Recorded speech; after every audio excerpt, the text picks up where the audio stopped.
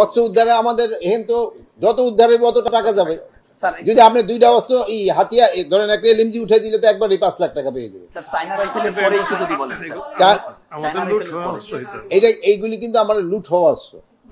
China rifle হলো 1 লক্ষ, এসএমজিও 1 লাখ।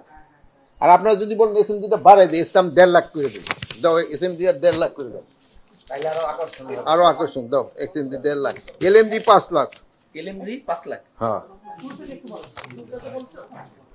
পিস্তল হলো 50,000, শর্টগান 50,000, চাইনিজ রাইফেল যেটা 1 লাখ, এসএমজি 1,50,000, এলএমজি 5 লক্ষ, আর গুলি প্রতিটি হলো 5,000 না 500।